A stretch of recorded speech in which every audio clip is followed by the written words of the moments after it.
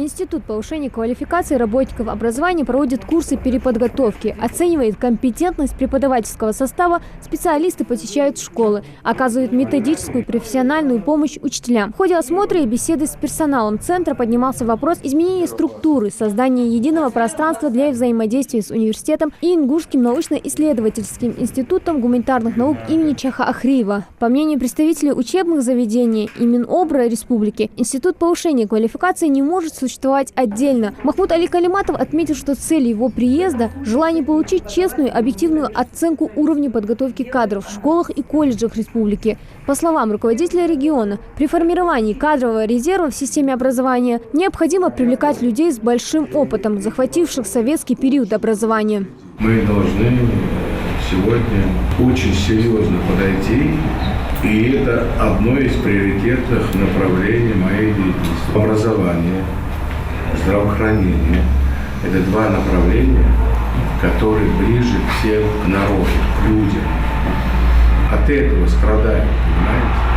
У нас очень хорошие дети. И я считаю просто, что нужно нам развернуться к ним и ими заниматься. Предмет должен преподавать учитель, который выучился историк, а не юрист. Химию не должен преподавать трудовик и тому подобное.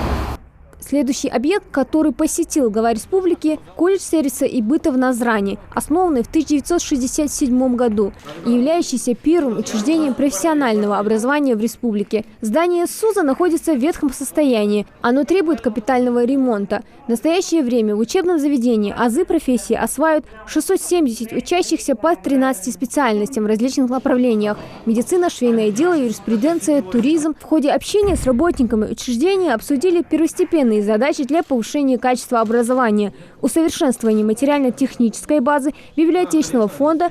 Также для качественного воспитательного процесса студентам колледжа нужен актовый зал, спортивный зал для проведения занятий по физической культуре и спорту в соответствии с ФГОС. Вы первый курс, да? Да, нет, это второй курс. Второй курс. А до этого выпуск был? Был, конечно. Да. И куда вы пошли работать? В комитете по туризму у нас несколько человек работают, наши выпускники.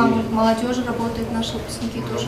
Первая икажевская школа состоит в основном из корпусов, находящихся в аварийном состоянии, за исключением одного современного здания спортивного зала. Основные образовательные корпуса построены в 1936-59 годах. Также имеются постройки начала 20 века.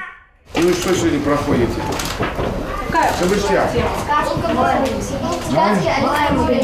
Магомед, ну и что сегодня изучаешь? Тоже отлично? Молодцы. Хорошо в классе? Да.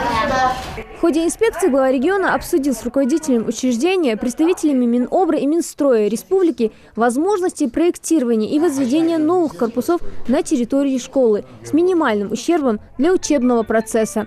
Хади Добриева, Хусейн Гагиев, Новости 24.